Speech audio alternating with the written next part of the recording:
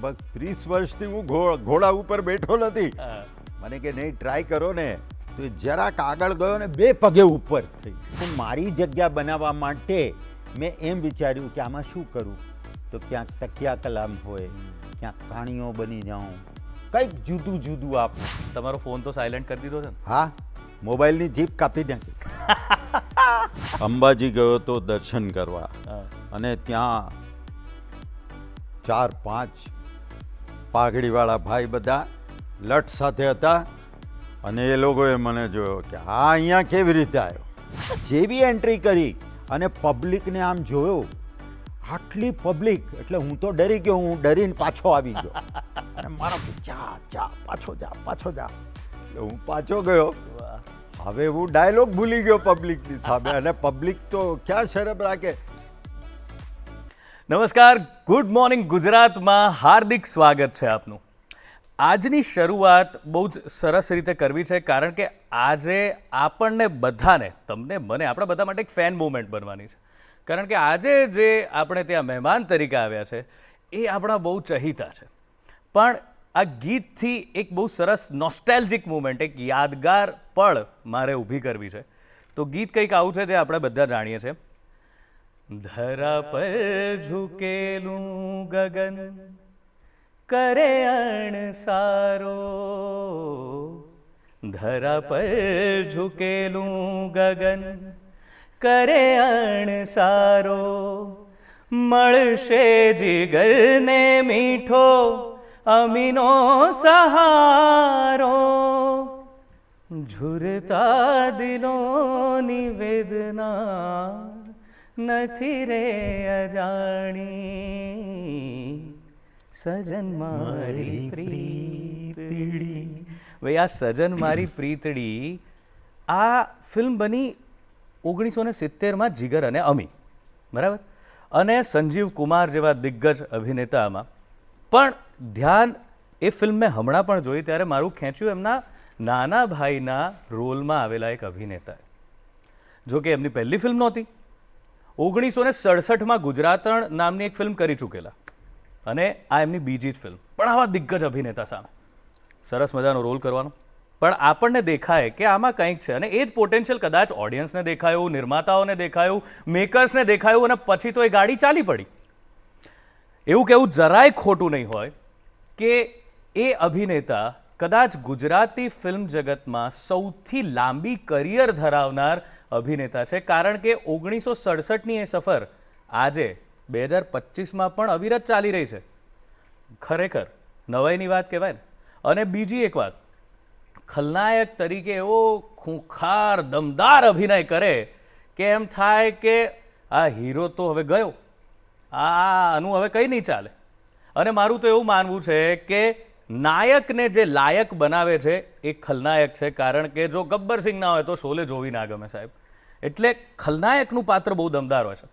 તો આજે આપણી સાથે છે એવા જ એક ખૂંખાર ખલનાયક, એક દિગ્દર્શક, લેખક અને બહુ મનગમતા વ્યક્તિ. એમના અમુક સંવાદો છે જે તમને યાદ જ હશે. જેમ કે જો એમનો એક સંવાદ યાદ કરીએ તો એક ડાયલોગ મને યાદ આવે છે. હું કંઈક ભૂલતો એવું લાગે છે, કદાચ એ હોત તો મને યાદ કરાવી દેત. ડાયલોગ કંઈક આવો છે, શું પછી કહેતા નહીં વાળો કોઈ ડાયલોગ છે. હા, નમસ્તે, રામ રામ. અરે ભાઈ, આ તો કેતા કહેવાય ગયું, પછી કેતા નહીં કે કીધું નહોતું. આ ક્યા બાત હે! હું જેમની વાત કરી રહ્યો છું આપણી સાથે છે મિસ્ટર ફિરોઝ ઈરાની. ક્યા વાત હે સર! બહુ આનંદની મારા માટે તો આ ક્ષણ છે, કારણ કે આજે જેમ પેલું કહેવાય ને સર્કલ પૂરું થયું એવી વાત છે. તમને મેં હમણાં જ વાત કરી, પણ મારા માટે બહુ યાદગાર પળ હતી. રાજવીર કરીને એક ફિલ્મ હતી, અને મારી પહેલી ફિલ્મ હતી. હું બહુ નાનકડું એક પાત્ર કરતો હતો, અને ત્યારે મારા માટે બધા લેજન્ડ્સના નામ હતા કે ફિરોઝ ઈરાની, નરેશ કનોડિયા, આ બધા પાત્રો કરતા હોય. અને મારો પહેલો જ સીન, દોસ્તો આમાં હું સહેજે અતિશયોક્તિ નથી કરતો, મને બરાબર યાદ છે. અમદાવાદમાં શૂટિંગ, સાહેબ આવ્યા, ગાડીમાંથી ઉતર્યા, એમનો સીન જ હતો, ગાડીમાંથી ઉતરીને ચશ્મા ચડાવ્યા ફિરોઝભાઈએ, અને મને યાદ છે નરેશભાઈ આમ પગથિયા ઉતરીને આવે ને એવો સીન છે, બંને જણ મળે છે કોર્ટના પગથિયાની બહાર, અને ત્યાં તો સામે 150 માણસ એટલે કે 150 ચાહકો ઊભા.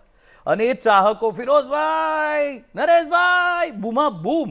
ડિરેક્ટરને ચિંતા કે લાઇટ જાય છે અને આ બંને જણાને તો લોકો મૂકે નહીં, ઓટોગ્રાફ જોઈએ, ફોટોગ્રાફ જોઈએ. બંને જણાએ જઈને સમજાવવું પડ્યું કે બસ ખમી જાઓ થોડી વાર, આટલો ટેક લઈ લેવા દો, અમારે લાઇટ જાય છે અને પછી અમે તમને ઓટોગ્રાફ આપીશું.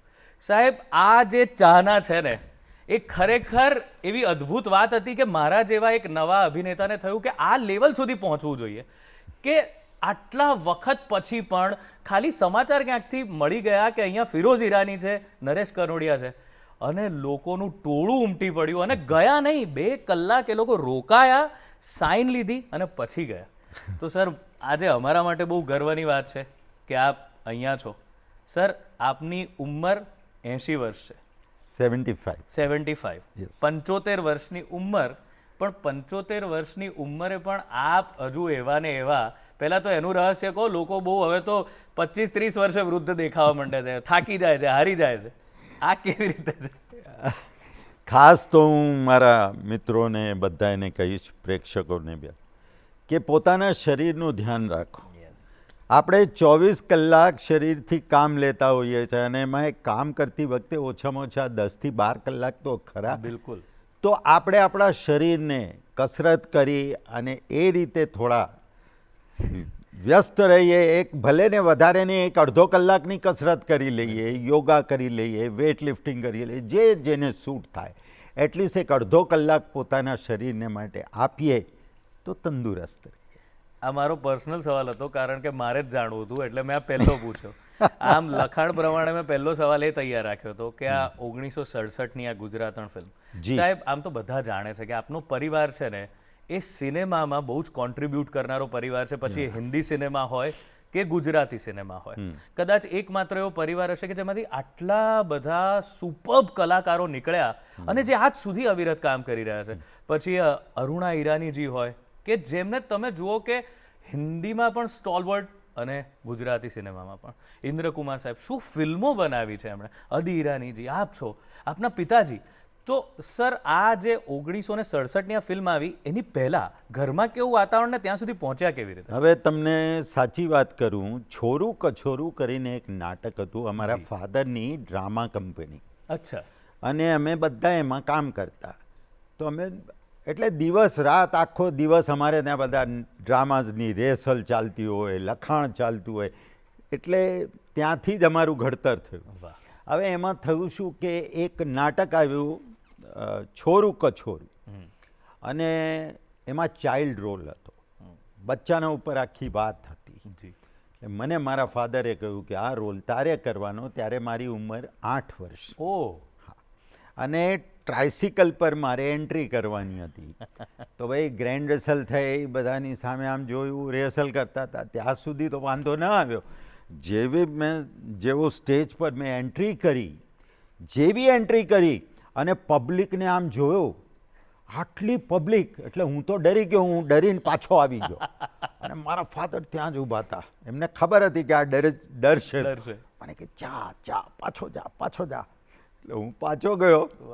હવે હું ડાયલોગ ભૂલી ગયો પબ્લિકની સામે. અને પબ્લિક તો ક્યાં શરમ રાખે, એ કાંઈ બોલ કોઈક પાછળથી બોલ્યું. એટલામાં મને બરાબર યાદ છે કે પ્રભાકર કીર્તિ, એટલે કે ઘનશ્યામ નાયકના ફાધર, એ નોકરનો રોલ કરતા હતા. એ અંદર આવી ગયા અને એમને મને ઉપાડી લીધો. અને મને ઉપાડીને કીધું, શું નાના શેઠ, આજે કંઈ બોલતા નથી, તમે મૂડમાં નથી કરીને આમ મને ભેટ્યા અને મારા કાનમાં બોલ્યા, ડાયલોગ બોલ. વાહ. એટલે ત્યાંથી શરૂઆત થઈ. પછી નાટકોમાં જ કામ કરતો હતો વર્ષો સુધી. અને છેલ્લે મેં પરેશભાઈની સાથે નાટકમાં કામ કરેલું, પરેશ રાવલભાઈ.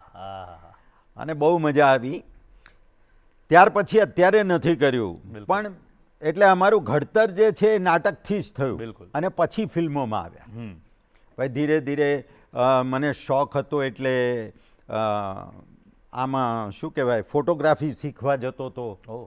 હા, મને હજી યાદ છે, પતિ પત્ની કરીને એક બ્લેક એન્ડ વ્હાઇટ પિક્ચર હતી. સંજીવભાઈ હીરો હતા અને નંદાજી હિરોઈન હતી. તો એમાં હું ફોટોગ્રાફી શીખવા જતો ને એનો કેમેરામેન હતો દારા એન્જિનિયર. ઓકે. હા, તો એ મને લઈ ગયા અને ત્યાં હું પહેલી વાર ગયો ને ત્યારે મેં જોયું આ બધું શું છે, આટલી બધી લાઇટ અને અને એમાં પેલા મોટા કેમેરા તે જમાનામાં બ્લેક એન્ડ વ્હાઇટ પિક્ચરોમાં તો, અને બધા ઉચકીને લઈ આવે અને એમાંથી મેગઝીન હોય ને એ મેગઝીનમાં આખા દિવસની શૂટિંગ હોય. બિલકુલ. અને એને લોડ કરવા ને એને પાછું રીલોડ કરવા, બીજા ડબ્બામાં નાખવા, પ્રોસેસ કરવા માટે એ લોકો એમાંથી કાઢે. હવે જ્યારે કાઢે ને તે વખતે ડાર્ક રૂમ હોય. એના અંદર એક નાનકડો રેડ કલરનો બલ્બ હતો. એ ખાલી ઓન ખોલવા માટે હોય, પૂરું નહીં ખોલવાનું, નહીં તો જે શૂટિંગ કર્યું છે બધું એક્સપોઝ સાફ થઈ જાય. અને મને તો ખબર નહીં, હું તો પહેલી વાર અંદર ઊભો હતો એમની સાથે અને પેલો ખોલવા લાગ્યા અને મેં લાઇટ કરી એટલે एकदम मारा पर चिड़ा. मैंने कही क्या कर रहा है तू, सब खत्म हो जाएगा, वो प्रोड्यूसर मर जाएगा, आज की शूटिंग खत्म हो जाए. હું ડરી ગયો ત્યારે મને ખબર પડી. એટલે એ જમાનામાં આ બધી ટેકનિક બહુ હાર્ડ હતી, પણ આઈ ડોન્ટ નો કે એ જમાનાનું રિઝલ્ટ કેમ આટલું સારું હતું. યસ, આઈ થિંક કે લોકો એટલા બધા પ્રિપેર થઈને આવતા. બિલકુલ બિલકુલ. અને આજે તો એ થઈ ગયું છે કે અહીંયા શૂટિંગ કરો અને અહીંયા સામે જોઈ લો, દેખાઈ જાય. બરાબર, બિલકુલ. મને લાગે છે કે વિશ્વાસ હતો, એ ખબર પડી જતી હતી નરી આંખે જોવાથી જ, કે મોનિટરમાં જોવાની જરૂરત જ નહોતી. જરૂર જ. સર, મને તો એવું તમને જ્યારે પણ જોયા ત્યારે થતું કે તમે તો હીરો બન્યા હોત તોય જામત, તો પછી આ હીરો કેમ ના બન્યા સર? મારે પહેલાં મને શોખ હતો કે હું હીરો બનું. પછી મારા ફાધરે મને ઓબ્ઝર્વ કર્યો અને મારો નેચર તે વખતે હું બહુ શોર્ટ ટેમ્પર હતો. હા, નાની નાની વાત પર મને ગુસ્સો આવી જાય અને ક્રિકેટ રમું ને જો હું આઉટ થાઉં તો મારું મગજ હટી જાય, ગુસ્સામાં સ્ટમ્પ ફેંકી દેતો તો, આવું બધું. તો એમણે ઓબ્ઝર્વ કર્યું હશે એટલે એમણે મને પોતાની જ પિક્ચરમાં ગુજરાતણમાં વિલનનો રોલ આપ્યો. મેં કીધું મને કેમ તમે વિલન બનાવવા માંગો? મને કે તારો જે આ નેચર છે ને આ ઓરિજિનલ ત્યાં વિલન તરીકે વધારે સારો આવશે. ક્યા વાત હે. અને એ જ મને કામ આવ્યું. બિલકુલ. યુ વિલ નોટ બિલીવ કે એ પારુલ યુનિવર્સિટીમાં જ્યારે હું હમણાં ગયો 3-3 વર્ષ પહેલાં, ત્યારે ત્યાંના કોલેજના છોકરાઓ મને ઘેરી વળ્યા અને એ લોકોએ મને કહ્યું કે અંકલ પેલો ડાયલોગ બોલો ને. મેં કીધું કયો ડાયલોગ બેટા? મને કહે કે માણકાનો ઘા પાણકા જેવો. મેં કીધું 1 મિનિટ, તમે આ પિક્ચર ક્યારે જોઈ? આ તો લગભગ 42-45 વર્ષ પહેલાંની ફિલ્મ છે, મેરુમાલન. તો મને કહે કે નહીં સાહેબ, અમારે ત્યાં તો ઘરમાં ચાલે છે. અમારા ગ્રેન્ડફાધર મધર એ લોકો જુએ, અમારા મધર ફાધર જુએ અને એમની સાથે અમે બેસીને જોઈએ છે તો અમને પોતાને એટલી મજા આવે છે એ ફિલ્મો જોવાની. વાહ. એટલે આઈ વોઝ સો શોક્ડ અને હેપી કે ભાઈ ચલો, મને મજા આવી કે આ લોકો બી મને એટલો પ્રેમ કરે છે. અને પછી મેં એ લોકોની ઈચ્છા પૂરી કરી.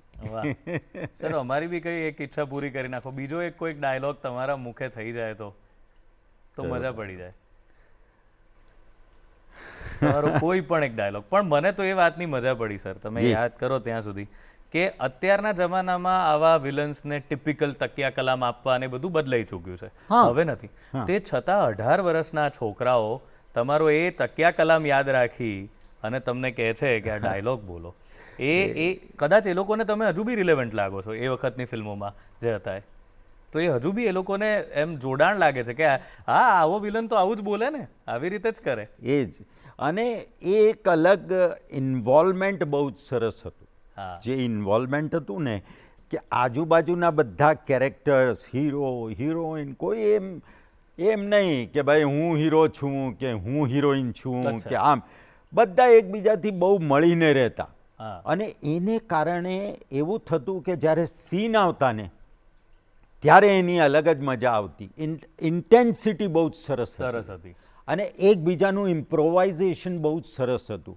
એમ નહીં કે આ બોલ્યો યાર, આમ નહીં. અને આ અત્યારે એવું થાય છે કે 50% એવો માહોલ છે કે તમે સાથે શોટ આપ્યો એના પછી એ પોતાના રૂમમાં કાં તો વેનિટી વેનમાં, આપણે આપણી વેનિટી વેનમાં, એટલે એ જે આત્મીયતા હતી હા એ મિસ થાય છે. રાઈટ. એ અમુક જ જગ્યાએ મળે તમને.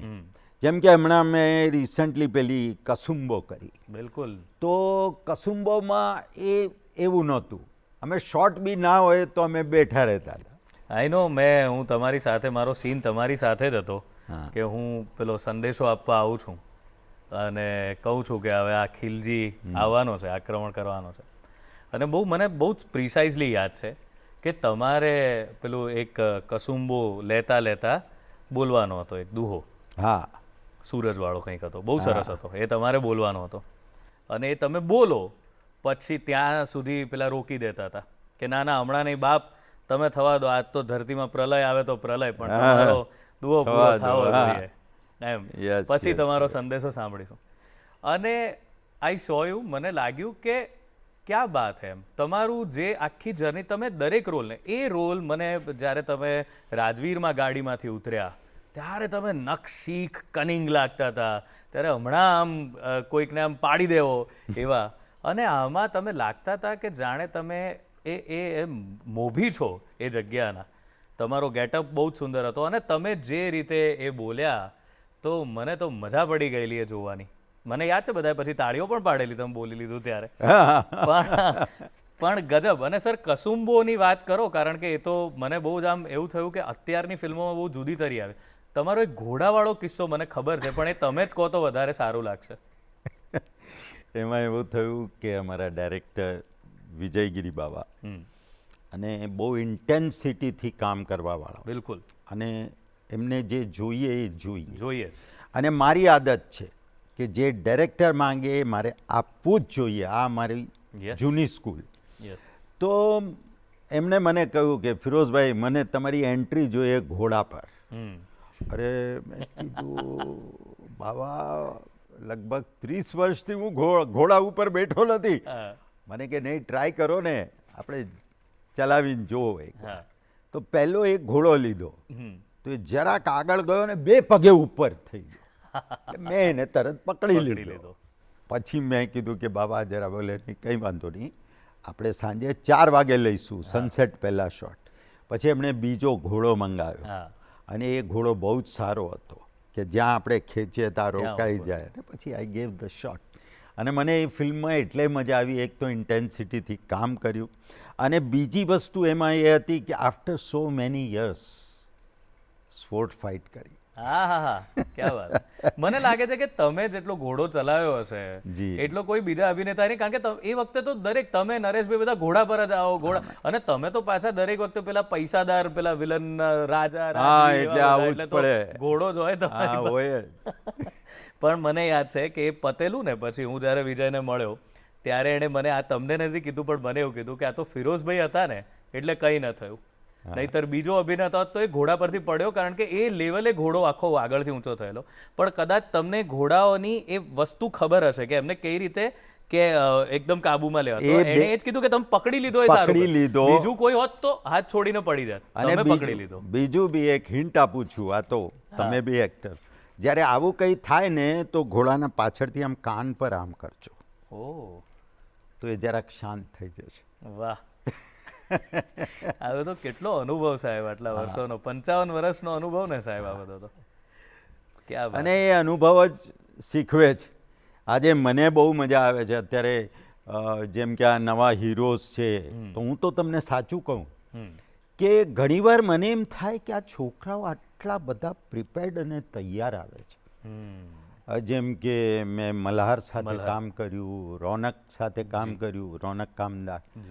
આ છોકરાઓને વધારે કહેવું નથી પડતું અને જે ડાયરેક્ટર માંગે એનાથી કંઈક વધારે જ આપે છે. એટલે એ લોકોથી હું શીખું છું આજે, સાચું કહું તો. આ તમારી નમ્રતા જ છે, કારણ કે અમે બધા તો જ્યારે તમે હો ત્યારે તમને ઓબ્ઝર્વ કરતા હોઈએ છીએ કે કેવું કરે છે ફિરોઝભાઈ. આમાં કેટલું, કારણ કે તમે બહુ બારીક કાંચતા હો છો, આટલા વખતનો અનુભવ છે એટલે. પણ સર તમે જે વાત કરી મને એવું લાગે છે કે જેમ હિન્દી ફિલ્મ ઇન્ડસ્ટ્રીમાં પ્રાણ સાહેબની એક શિફ્ટ હતી કે એક સમય હતો કે ખૂંખારમાં ખૂંખાર વિલન પ્રાણ સાહેબ કહેવાય. એ સીતા ઓર ગીતાનો સીન તમે યાદ કરો કે હન્ટર લઈને ઊભા હોય પેલા ચિત્તાના માથે આમ મૂકીને હાથ, તો તમને એમ લાગે કે થથરી જાય એમ. અને પછી જ્યારે ઉપકાર જેવી ફિલ્મોથી હમણાં આખી એક શિફ્ટ કરી નાખી પોતાની જાતને ક્યારેક. મેં તમારામાં જોયું, હમણાં જ મેં ઓલ ધ બેસ્ટ પંડ્યા જોઈ કે આ મને એમ લાગ્યું કે જજનો રોલ આફ્ટર 55 યર્સ પહેલી વાર 55 વર્ષના મારા કેરિયરમાં પહેલી વાર જજનો રોલ કર્યો અને આઈ રિયલી એન્જોય. અને પ્રામાણિક જજનો હતો એટલે, નહીતર પેલું વિલન વાળામાં મળી જ ગયો હોત. પણ હવે ઇન્ડસ્ટ્રી પણ એ કહી રહી છે કે તમે હવે એ રીતે પણ એટલા સરસ શૂટ થઈ રહ્યા છો કે જે એક તમારા ફાધરે તમને કીધું તમે વિલન તરીકે તો બહુ ચાલશો, એ તમે ચાલ્યા જ. પણ હવે અમને બધાને એવું લાગે છે કે હવે તો તમે ચરિત્ર અભિનેતા તરીકે પણ બહુ જ જામો. તો સર આ શિફ્ટમાં કેવું લાગે છે, શું ફેર કરવો પડ્યો છે તમારે? મને સાચું કહું ને તો જે મારો બેઝિક નેચર છે, મને એક ટાઈપના રોલ કરવાનું નથી ગમતું. વાહ. અને એટલે જ હું બચી ગયો જ્યારે હું વિલન રોલ્સ કરતો કે આમાં વિલનમાં તો એ જ હોય, આવે હેરાન કરે જાય. એટલે તે વખતે બી મને થતું હતું કે આમાં હું મારી જગ્યા કઈ રીતે બનાવીશ. રાઈટ. ત્યારે પણ 8 વિલન હતા એ જમાનામાં. તો મને મારી જગ્યા બનાવવા માટે મેં એમ વિચાર્યું કે આમાં શું કરું. તો ક્યાંક તકિયા કલામ હોય, ક્યાંક કાણીઓ બની જાઉં, કંઈક જુદું જુદું આપું. એટલે પબ્લિક પછી એવી ટેવાઈ ગઈ કે હવે આમાં શું કરે છે જ્યારે મારી કોઈ પણ નવી ફિલ્મ આવે ત્યારે. અને મને પૂછતા એ લોકો પ્રીમિયરમાં પૂછતા, ફિલ્મ શરૂ થવા, આમાં શું કર્યું તમે? પબ્લિક પૂછતી. મેં કીધું જોઈ લો. એટલે એ પોતાને માટે બી સારું છે. અને અત્યારે જે હું કરું છું આ ઇમોશનલ રોલ્સ, એ કરવાની બી મજા આવે છે. રાઈટ.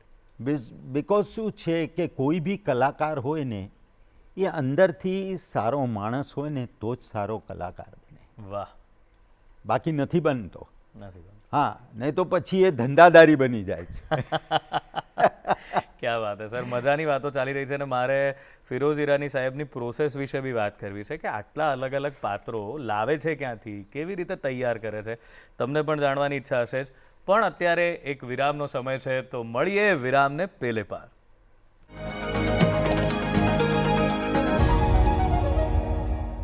વિરામ બાદ હાર્દિક સ્વાગત છે ગુડ મોર્નિંગ ગુજરાતમાં. દોસ્તો બહુ મજા પડી રહી છે. બસ એવું છે કે ફિરોઝભાઈ અત્યારે એક શૂટિંગમાંથી જ અહીં આવ્યા છે અને શૂટિંગમાંથી અવિરત એમને ફોન આવી રહ્યા છે કે કેટલા વાગે આવો છો. પણ એ એવું કહી રહ્યા છે કે જરાક મજા આવી રહી છે, હું મારા દર્શકો ચાહકો સાથે મુખાતિબ થઈ રહ્યો છું, વાત કરી રહ્યો છું, મને મજા પડી રહી છે. પણ ફોન વારંવાર આવી રહ્યા છે સરના. તો સર શરૂ કરીએ આપણે. સર પણ એ પહેલાં તમે તમારો ફોન તો સાયલેન્ટ કરી દીધો છે ને? હા, મોબાઈલની જીપ કાપી નાખી. સાહેબ આ મજા છે, સેન્સ ઓફ હ્યુમર. હવે આમ તમે વિચારો, આમ આપણે બધા કહીએ, મને બરાબર યાદ છે સર, અમારી પડોશમાં આવી રીતે તમે કીધું ને કે છોકરાઓના દાદા દાદીઓ જુએ છે, તો એક બા જે માત્ર ગુજરાતી પિક્ચરો જોતા, એ હંમેશા તમે આવો ને એટલે કે આ રાક્ષસ આવી ગયો, હવે કોકને હેરાન કરશે, હવે જોજે પેલીને પજાવશે, આ રાક્ષસ આવી ગયો. તો સર રિયલ લાઈફમાં આવું ક્યારે થયું છે તમારી સાથે કે કોઈએ ખરેખર તમે આ ભેદ જ ભૂલી ગયા હોય કે આ તો અભિનેતા છે યાર? હા, પહેલાં તો બહુ જ આવું બધું થતું હતું. હું એકવાર અંબાજી ગયો તો દર્શન કરવા, અને ત્યાં 4-5 પાઘડીવાળા ભાઈ બધા લટ સાથે હતા. અને એ લોકોએ મને જોયો કે આ અહીંયા કેવી રીતે આવ્યો. તો પેલા પોલીસવાળા ભાઈ હતા, એ મને કે ચાલો ચાલો અંદર. એ તો બોલ્યા કરે, ચાલો. અમે ગયા, દર્શન વર્શન કર્યા, પાછો આવ્યો તો એ લોકો ઊભા હતા અને એકદમ બરાબર સામે. અને પોલીસવાળા ભાઈ હતા, એ મને કે સાહેબ આપણે ચા પાણી કરીને જઈએ, રોકાઈ જઈએ થોડીક વાર. મેં કીધું નહીં, હું સામેથી ગયો એમની પાસે અને મેં સામેથી જઈને કીધું રામ રામ રામ રામ. મને કે આમ તો ભલા માણસ દેખાવ છો, પછી આવા ધંધા હું કરવા કરો છો હે? મેં કીધું ભાઈ એવું ના કરું તો તમને મજા આવે. વાહ. મને કે હા હો, એ ન આવે. તો મેં કીધું કે એટલા માટે જ કરું છું. રામાયણમાં પણ રાવણ ના હોય તો ક્યાંથી મજા આવે? રામાયણ થાય જ નહીં, બને જ નહીં. એ લોકો પછી હસી પડ્યા.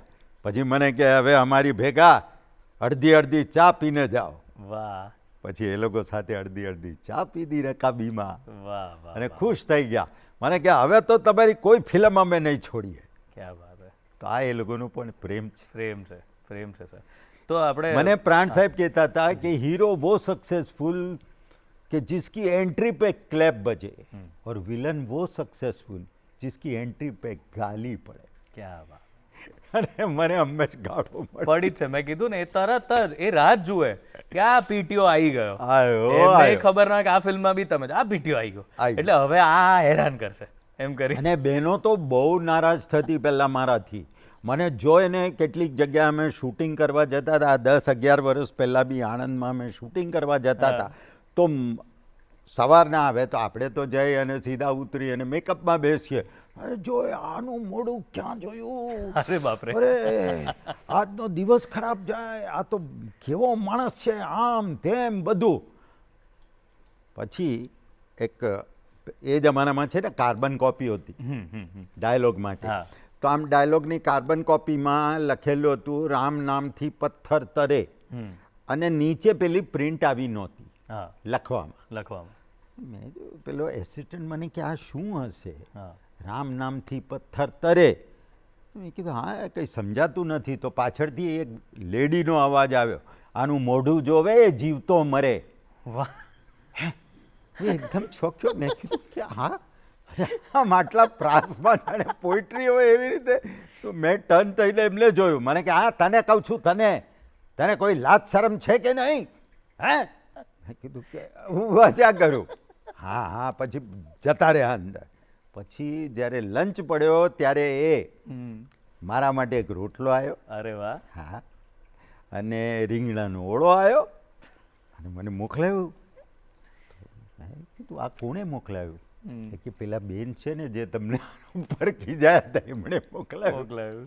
પછી મેં એમને કહ્યું બોલો બેન, જઈને મળ્યો. મેં કીધું કે તમે તો નારાજ હતા મારા. કે મને ખબર નહીં કે આ બધું ખોટું ખોટું હોય છે. મેં કીધું વેલ કરવું પડે ને. એટલે આ પ્રેક્ષકોનો પ્રેમ છે. ના સર, પણ આ વાત કેટલી અગત્યની છે કે એમણે એમ કીધું કે મને ખબર નહીં કે આ ખોટું. એટલે કેટલી શિદ્દતથી, કેટલા કન્વિક્શનથી તમે આ અભિનય કરતા હો ત્યારે લોકોને આ ભેદ જ ભૂલાઈ જાય કે આ ખોટું છે, આ તો પાત્ર અલગ છે. કારણ કે એ તમને દરેક ફિલ્મમાં જુએ છે, તમારા નામ દરેક ફિલ્મમાં અલગ છે, તમારા કોસ્ચ્યુમ અલગ છે, પણ તે છતાં જો એમને એવું લાગે કે આ ખરેખર માણસ આવો છે, તો એનો મતલબ કે તમે કેટલા અંદરથી તમારા ઇમોશન્સ લાવો ત્યારે એ લોકોને કનેક્ટ થાય. બસ આ જ સવાલ મારો હતો બ્રેક પર જતા પહેલાં કે આ લાવો છો ક્યાંથી સાહેબ આટલા બધા કેરેક્ટર, કે લોકો આટલી નફરત જ કરાવી છે તમારે અને નફરત કરે છે, તો એ શોધો છો ક્યાંથી, કેવી રીતે એને તૈયાર કરો છો? છે ને ઝુલ્મ કી પુકાર કરીને એક ફિલ્મ હતી વર્ષો પહેલાં, જેમાં વિનોદ ખન્ના, શબાના આઝમી, પ્રાણ સાહેબ બધા હતા. જી. માં અરુણાબેન બી હતા ને. અને એનું શૂટિંગ ચાલતું હતું હાલોલથી આગળ કઈ બાજુ, અને લક્ષ્મી સ્ટુડિયોમાં બધા આવીને તૈયાર થાય કેમ કે બધાએ એક્સપ્રેસ હોટલમાં ઉતર્યા હતા. અને સવારના ટાઈમે હું મારા ડ્રેસમાં હતો અને ત્યાં સામે પ્રાણ સાહેબ મળ્યા. એટલે હું જઈને પગે લાગ્યો એટલે મને કે મારા ડ્રેસમાં જોયો, હિસ્ટોરિકલ ડ્રેસ બધો. મને કે એક્ટર લગતે હો. મેં કીધું હા સર. અને ક્યાં કરતે હો तुम? मैं क्यों सर वही जो आप करते हो वही मैं यहाँ गुजराती फिल्मों में करता हूँ. तो मैंने कहा अच्छा ने विलन के रोल करते हो? मैं कहा हाँ चलो ठीक है खुश रहो. सर एक मिनट, मुझे कुछ पूछना है आपसे. तो मैंने के पूछो. मैं क्यों सर आप इतने वेरिएशन ला रहे हो, ये कहाँ से लाते हो? प्लीज़ मुझे एक टिप दो. हाँ. तो मैंने कि अच्छा तेरा नाम क्या है? मैं कीधु फिरोज ईरानी. अच्छा तू अरुणा का भाई है? मैं कीधु हाँ. अरुणा नहीं है, अरुणा. मैं कीधु हाँ. तो मैंने कहे कि अच्छा कितनी फिल्में की है तूने? मैं क्यों सर 150 के आसपास हो गई, सब यंग विलन में है.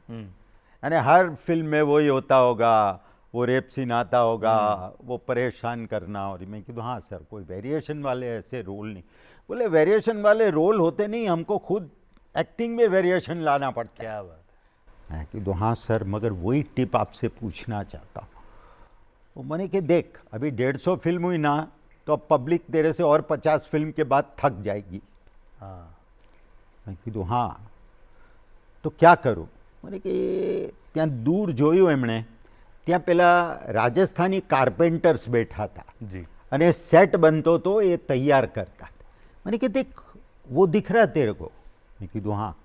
बोले वो राजस्थानी, उसको जाके ऑब्जर्व कर ओह कि वो किस तरह से बोलता है, उसकी लैंग्वेज में क्या लहजा है. અરે મેં કીધું આ તો બહુ જ સરસ ટીપ આપી. અને એના પછી હું બધે મારા કેરેક્ટર્સ લોકોમાંથી ઉપાડતો હતો, એટલે પબ્લિકને તરત કનેક્ટ થતું હતું કે આ તો આપણા જેવો કોઈ છે. આવું તો જોયેલું છે આપણે. આવો માણસ તો હતો અમારે ત્યાં. અને એ ચીજ મને હેલ્પ કરી ગઈ. ગોડ બ્લેસ હિઝ સોલ. એ 150 પિક્ચર અત્યારે સાહેબ આપે 575 પિક્ચરો 574 ફિલ્મ મારી આ રિલીઝ થઈ, સંઘવી એન્ડ સન્સ, ક્યાં વાત છે સર, જે લોકોને બહુ ગમે છે. અને અત્યારે પણ તમે ફ્લોર પરથી જ આવ્યા છો એટલે હવે 576મી હમણાં જ આવે એવી આશા છે. તો સર આ વાત છે કે તમે બોલિવૂડમાં પણ ખૂબ કામ કર્યું છે જી. અને ગુજરાતી ફિલ્મ ઇન્ડસ્ટ્રી એટલે હિન્દી અને ગુજરાતી બંને ઇન્ડસ્ટ્રીમાં શું ફેર હોય છે બંનેમાં સર? ફેર એ હોય છે કે અમે જ્યારે પહેલાં ગુજરાતી પિક્ચરો કરતા હતા ત્યારે થોડી ફાસ્ટ બનતી કે ભાઈ ચાલો આપણે 25 કે 30 દિવસમાં પિક્ચર બનાવી દઈશું, અને ત્યારે આ બધી ટેકનિક બી નહોતી. એટલે ત્યાંની વાત કરું તો ત્યાં આગળ એ હતું કે એ લોકો બહુ પ્રેમથી કામ કરતા અને બહુ જ આરામથી કે નહીં આ શોર્ટમાં મજા નહીં આવી, થોડું કામ કરી લઈએ, થોડું કામ કરીએ. એ લોકોને એ નેગેટિવની ચિંતા નહોતી કે આમાં આટલી નેગેટિવ વેસ્ટ થાય છે, કારણ કે તે જમાનામાં તો ઈસ્ટમેન કલરની નેગેટિવ આવતી અને બહુ મોંઘી હતી એ નેગેટિવ. અને એટલા માટે જ પ્રોડ્યુસર બી વિચાર કરતો હોય કે આને હું લઉં અને આ મારી નેગેટિવ બગાડશે તો મને મોંઘો પડશે, એટલે તૈયાર કલાકારને લો. ખેર, તો એ નેગેટિવની જે વાત કરતો હતો એની હતી વાત, અને એમાંથી મને ખ્યાલ આવ્યો કે મારે બહુ તૈયાર થઈને આગળ જવું પડશે, અને એ ચીજ મને સ્ટેજની કામ આવી ગઈ. અને પછી જ્યારે હું બેકડ્રોપમાં એઝ એન એસિસ્ટન્ટ કામ કરતો હતો, એ બે ચીજનો મને ફેર સમજાઈ ગયો કે કેમેરા ફેસિંગ, લાઇટ ક્યાં લેવાની, કઈ રીતે ફેસ કરવાનો કેમેરા, અને સ્ટેજ પર તમે કઈ રીતે કરો છો અને અહીંયા કઈ રીતે કરો છો. કે અહીંયા આપણે સ્ટેજ પર કરતા હોય આ કરીને આટલું ડાયરેક્ટર કહે કે મારે આ કરવું છે, આજે આપણને અહીંયા જરૂર નથી, કેમેરા અહીંયા છે, મારે આ કરવું છે. આ ડિફરન્સ જે છે આ હું સમજી ગયો અને એ મને બહુ કામ આવી. વાહ વાહ સર. આ વાત થઈ હિન્દી ફિલ્મની, તો આપે 1999માં હોતે હોતે પ્યાર હો ગયા. યસ, એ આપે લખી પણ ખરી, ડિરેક્ટ પણ કરી, અને એ વખતના કદાચ સૌથી સક્સેસફુલ કલાકારો, કારણ કે કાજોલ એ વખતે પણ બહુ જ નામના મેળવી ચૂક્યા હતા. એ બાઝીગર એની એક જ ફિલ્મ હિટ ગઈ હતી. હા, અને તે વખતે મેં જોયું કે આ યસ એક્ટ્રેસ બહુ કમાલ છે, કમાલ ઇન્ટેન્સિટી છે એમ. એટલે જેકી શ્રોફ, આયશા ઝુલ્કા, અને એ વખતે પ્રોડ્યુસરની એક ડિમાન્ડ હતી, મને કે જેકી શ્રોફ હોગા તોય હમ ये फिल्म आगे बढ़ाएंगे. વાહ. અને પ્રોડ્યુસર હતા યુએસના. હા, કીધું ભલે ભાઈ. અને મને પહેલી વાર બ્રેક મળેલો, કારણ કે મારી સ્ટોરી પસંદ આવેલી, એ બી મારા ફાધરનો જ ડ્રામા હતો. ઓકે. પરણ્યા એટલે પ્યારા લાડી, જે મરાઠી ડ્રામા પરથી, દિલિયા ઘરી તું સુખી રહા પરથી આ બનેલો. એડપ્શન એનું. હા, એનું એડપ્શન હતું. અરુણાબેન એમાં કામ કરતા હતા, હું બી કરતો. તો તે વખતે મને ત્યારથી મગજમાં હતું કે આની ફિલ્મ બને તો બહુ સારી. ઓહો, એટલા વખતથી તમારા મગજમાં પ્લોટ ચાલતો હતો. અને આ જ્યારે વાત આવી, મેં એમને સ્ટોરી સંભળાવી, એ લોકોને બહુ ગમી સ્ટોરી. મને કે હમકો યહી બનાની હે. વાહ. ઓકે. હવે તે વખતે કાસ્ટિંગમાં જેકીની સામે કાજોલને મૂકી, હા, જે એનાથી બહુ નાની દેખાતી. બિલકુલ. પણ સ્ટોરી એવી હતી સમજ્યા ને? એ ટ્રાયેંગલ હતો વિથ Right. અતુલ. અગ્નિહોત્રી. હા, અને આ એના પરથી એટલે મેં જ્યારે જેકીને વાત કરી માય કે યાર શું ભેળું યાર મારી સાથે ગુજરાતીમાં બોલ્યા, શું યાર તું આ છોકરી બિચારી બહુ નાની લાગશે મારે. મેં કીધું, પછી જ્યારે સ્ટોરી સંભળાવી હી સેડ ઓકે. વાહ. અને he agreed. So nice of him, કેમ કે એ જમાનામાં એ ટોપ પર Top હતા પર અને હતા. હું નવો ડાયરેક્ટર. હમ. પણ એમની એક વાત હતી, એમને મને કહ્યું હતું કે તું મને સ્ટોરીની આઉટલાઇન 2 મિનિટમાં સંભળાવ. મેં એમને 2 મિનિટમાં સંભળાવી એટલે મને કહે કે નહીં, હવે આપણે 2 કલાક બેસશું આના પર. વાહ વાહ. એટલે પરીક્ષા પણ થઈ એક કે થઈ. 2 મિનિટમાં કેવી રીતે આખી સ્ટોરી સંભળાવી જાઓ કે 2 કલાક બેસવા તૈયાર. એનો એક હજી મને શોટ યાદ છે, ફિલ્મનો એન્ડનો શોટ, હમ. કે જેકી મરી ચૂક્યો છે ને પછી એ જીવતો થઈને પાછો આવ્યો. હમ. એ જ્યારે કાજોલ એને જુએ છે એન્ડમાં, ત્યારે કાજોલ એને જોઈને વિચારે છે કે ઇઝ હી અલાઇવ? હા. અને દોડીને આવે છે એની પાસે અને એને ભેટે છે. એવું રાઇટરે બી લખેલું મારી સાથે, જે સ્ક્રીન પ્લે રાઇટર. તો શોટ જેવો ચાલુ થયો એટલે મેં એમને કહ્યું, હમ. મેં કીધું કાજોલ પ્લીઝ એને જઈને હગ નહીં કરતા તમે. હા. કેમ? હા, મેં જોયું મારો હસબન્ડ. આઈ નો, મારે કટ કરીને જે લેવું છે હા. એ એક્સપ્રેશન મને ખબર છે કે તમે શું આપશો.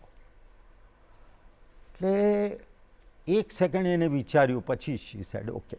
વાહ. અને જ્યારે એ શોટ છે અને જે મેં કટ કર્યું, આવીને જ્યારે પાસે આવીને ઊભી રહીને એને જોઈ છે અને જોઈને ફીલ કરીને જે એને શોટ આપ્યો છે વિધાઉટ ગ્લિસરીન એ રડી, ક્યા બાત હે. અને પછી એને રડીને ભેટે છે. એ જ સીન બધાને બહુ ગમતો હતો.